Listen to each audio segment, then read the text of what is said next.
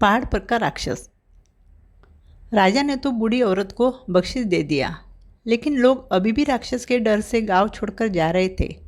बूढ़ी औरत को यह सब देखकर बहुत दुख होता था।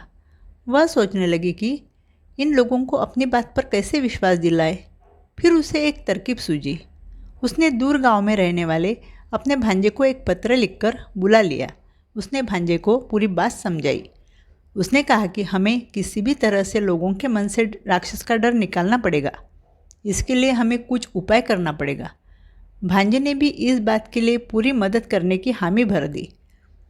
लेकिन यह हम कैसे करेंगे, ऐसा सवाल उसने पूछा। बुढ़िया ने कहा कि तुम दिखने में काफ़ी धष्टपुष्ट लगते हो। तुम्हारे जैसे ही दिखने वाले तुम्हारे कुछ दोस्तों को हमारे गांव में डाकू बनकर बुलवाना पड़ेगा।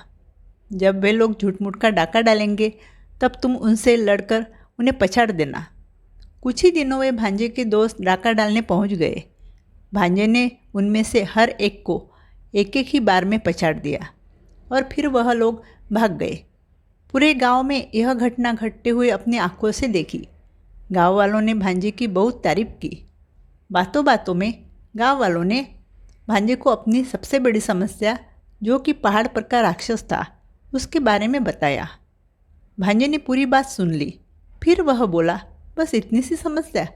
मैं अवश्य ही उस पहाड़ पर के राक्षस को हमेशा के लिए ख़त्म कर दूंगा। मैं कल ही पहाड़ पर जाता हूँ। गांव वालों ने भांजे को राक्षस की शक्तियों के बारे में बताया और यह भी कहा कि तुम्हारी बुआ ने उस राक्षस की मनपसंद घंटी चुरा ली है। इस वजह से वह और भी गुस्से में होगा।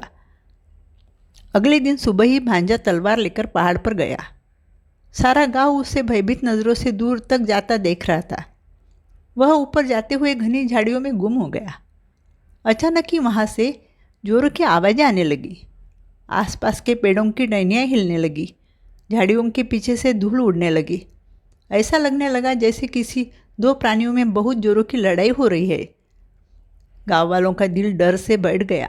लेकिन वहाँ ऊपर पहाड़ पर भांजा और उसके मित्र खूब मस्ती कर रहे थे। उन्होंने एक दूसरे के ऊपर खूब धूल उड़ाई। कुछ दोस्त आसपास के पेड़ों की टहनियाँ जोरों से हिलाने लगे। एक दोस्त ने खून की तरह दिखने वाला रंग भांजे की तलवार पर और आसपास सब तरफ बिखेर दिया। फिर भांजे ने उनको अलविदा कहा। दोस्त जाते हुए खूनी रंग दूर तक गिराते हुए ले गए। दो दोस्त लकड़ी से बने हुए दो बहुत बड़े पैरों के निशान भी ज़मीन पर बनाते हुए चले गए। अब अचानक ही गाँव वालों को भांजा झाड़ियों के बीच से नजर आने लगा। वह एक तरफ देखकर जोरों से चिल्लाया, अरे कायर, हिम्मत है तो मुझसे युद्ध कर। इधर आ, मेरी तलवार के कुछ और वार चक्कर देख। मैं तुझे मौत के घाट उतार दूंगा। भागता कहाँ है?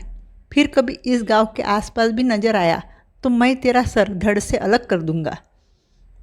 यह सब सुनकर गाँव वालों में खुशी की लहर दौड़ आई। कुछ गांव वाले दौड़कर भांजे के पास पहुंच गए। उन्होंने भांजे की खून से लथपथ तलवार देखी। सब तरफ बिखरा हुआ खून देखा। टूटी हुई पेड़ की टहनियाँ देखी। राक्षस के बड़े पैर के निशान देखे और साथ में दूर तक जंगल की ओर जाती हुई खून के निशान देखे। वे समझ गए कि भांजे ने राक्षस को पछाड़ दिया है और लहूलुहान राक्षस दुम दबाकर वहाँ से दूर भाग गया है। सारा गांव खुशी से झूम उठा। भांजे का जुलूस निकाला गया। राजा ने भी भांजे को दुगना इनाम दिया। बूढ़ी औरत और भांजे की गांव के हित में की हुई कोशिश की भी प्रशंसा हुई। गांव छोड़कर गए हुए लोग भी वापस लौट आए। दोबारा से गांव तरक्की की ओर बढ़ने लगा। आखिर में बूढ़ी औरत ने अपने भांजे को विदा करते हुए कहा कि कभी कभी लोगों के मन में बसा हुआ डर या अंधश्रद्धा दूर करने के लिए थोड़ा झूठ का सहारा लेना पड़े तो भी ठीक है। अगर आपको मेरी कहानी पसंद आई तो प्लीज़ मेरे चैनल को लाइक कीजिए, शेयर कीजिए और सब्सक्राइब कीजिए। Thank you.